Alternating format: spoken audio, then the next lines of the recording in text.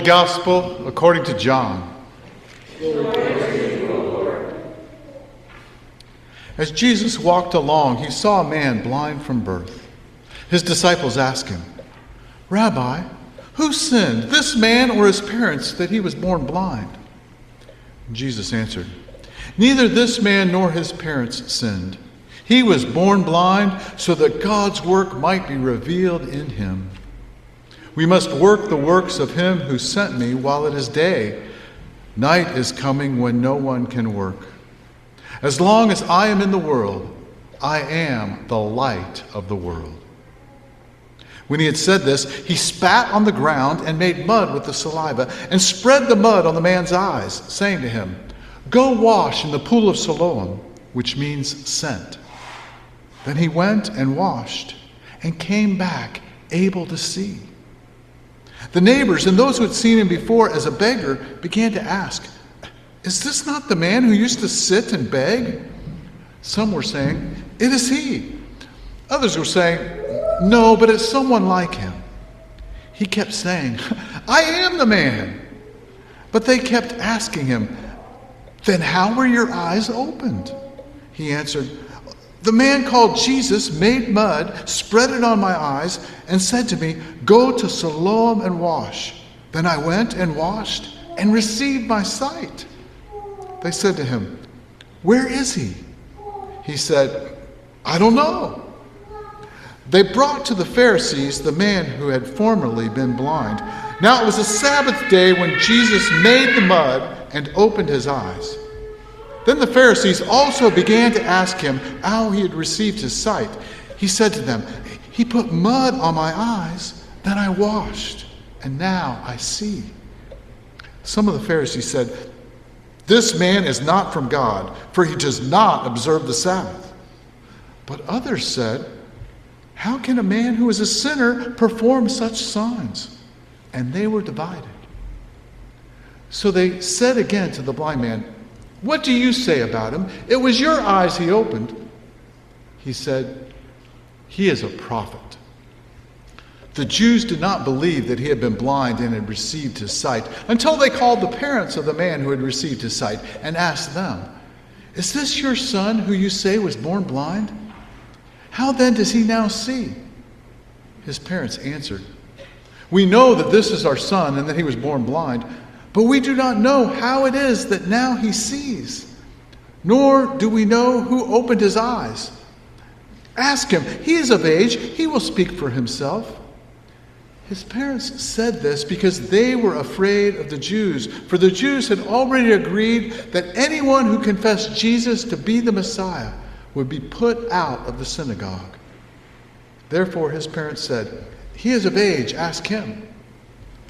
So for the second time they called the man who had been blind, and they said to him, "Give glory to God. We know that this man is a sinner." He answered, "I do not know whether he is a sinner.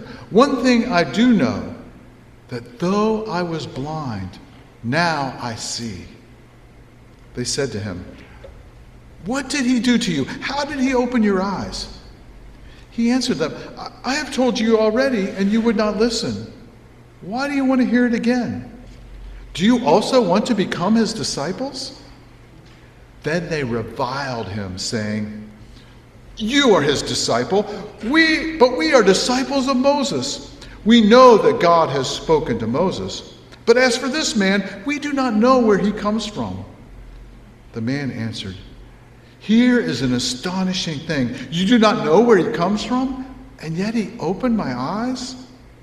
We know that God does not listen to sinners, but he does listen to one who worships him and obeys his will. Never since the world began has it been heard that anyone opened the eyes of a person born blind.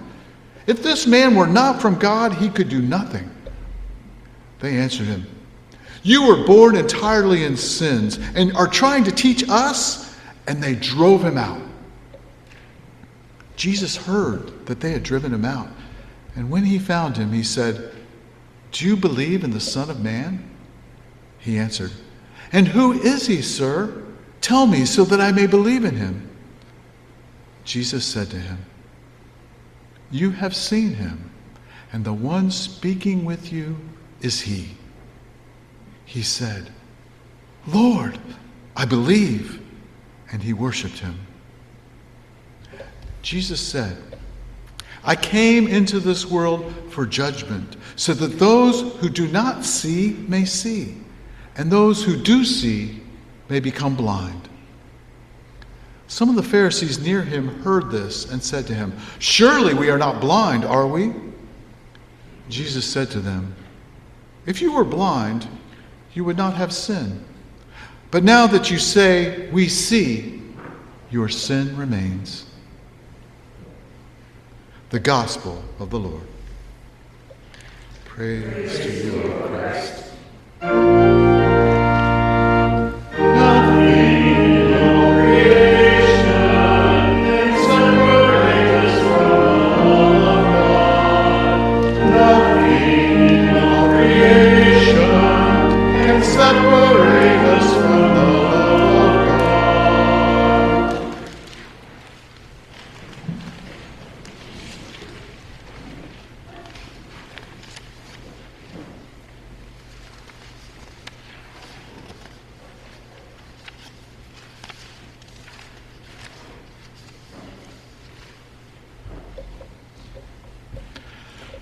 I was blind, but now I see. We're going to sing that in the opening verse of Amazing Grace for our hymn of the day, which was penned by John Newton after his eyes were opened to the sin of the transatlantic slave trade that he had participated in. It's also what the blind man in our gospel says when questioned about whether the one who had healed him was a sinner. There's a real interplay in our text today between light versus darkness on the one hand and being blind or seeing clearly on the other, all wrapped up with the question of sinfulness. It makes me wonder how we are so often blind to our own sinfulness.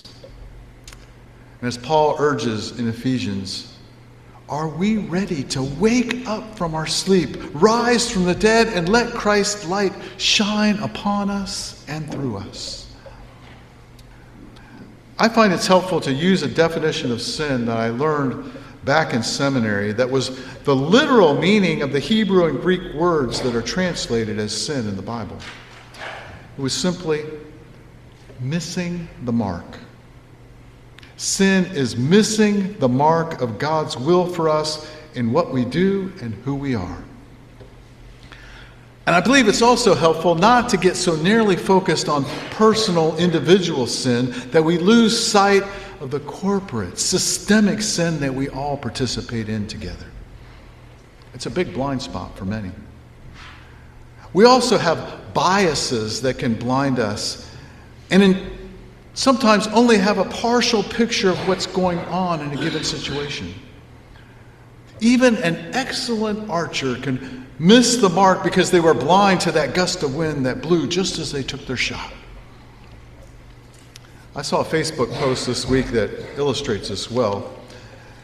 It was about an angry first-class passenger on an airplane heading from Houston to Seattle.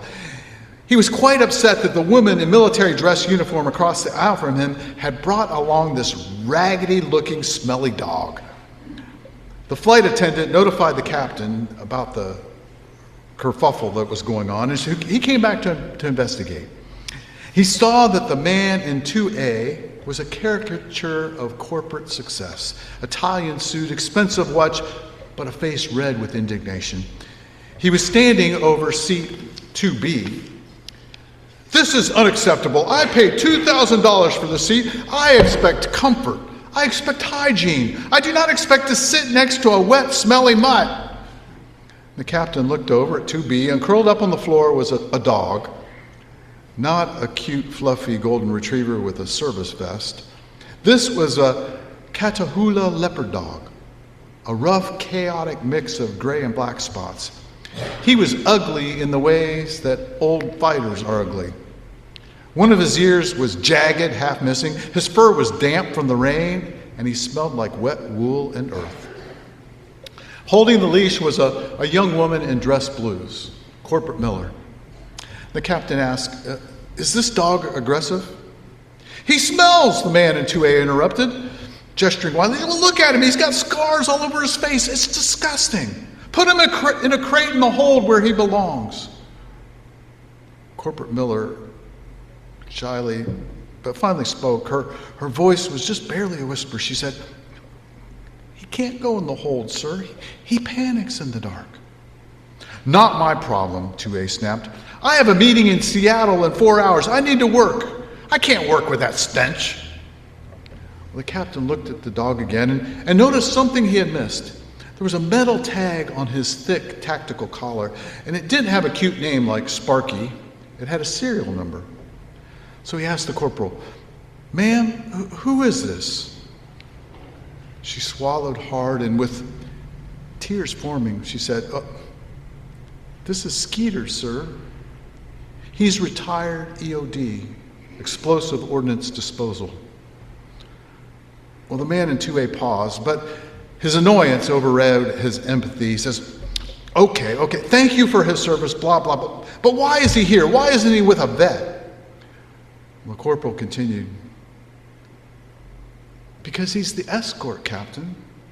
And she pointed to the floor. "Skeeter isn't my dog. He belonged to Staff Sergeant Caleb Vance. Sergeant Vance's body is in the cargo hold, sir. He didn't make it. Skeeter was with him when it happened.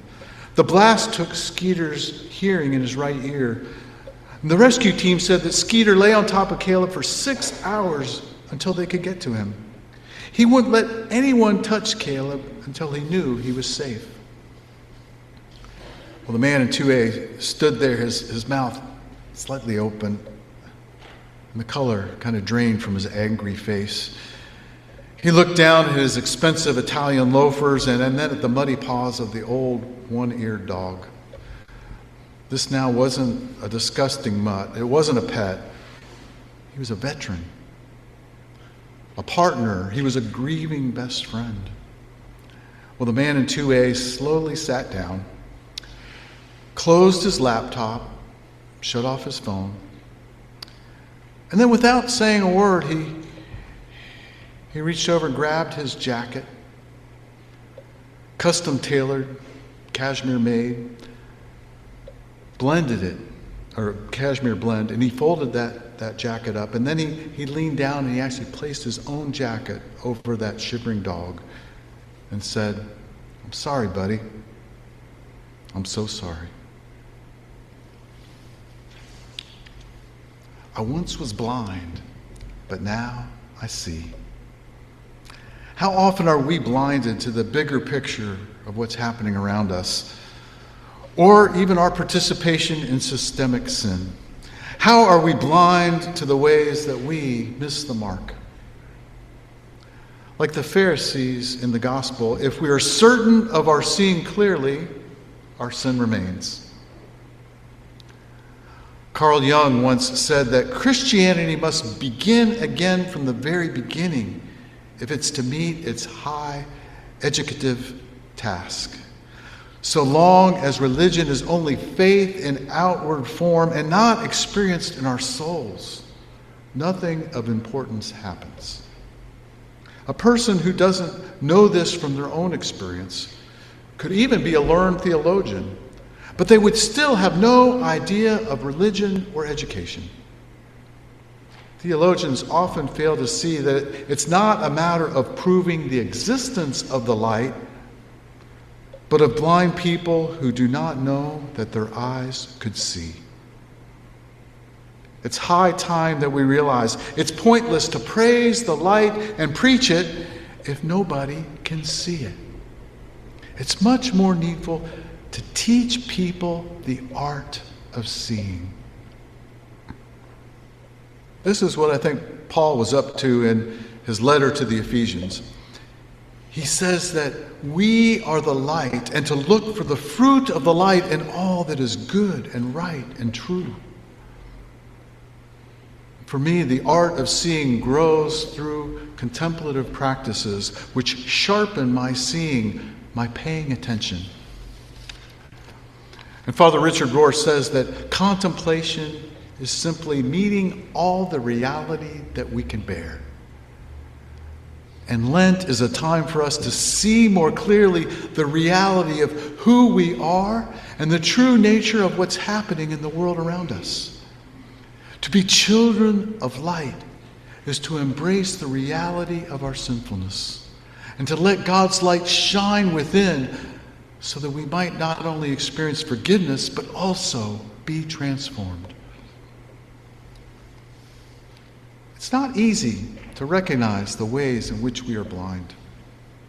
But we can try to meet all the reality that we can bear. We can look for the fruits of light, those things that are good and right and true. And as children of the light, we can walk in the light and need not fear walking through any dark valleys. Our daily news is filled with a lot of dark valleys. It's tempting to turn a blind eye so that we won't have to empathize with so much suffering. I find it helps me to practice catch and release.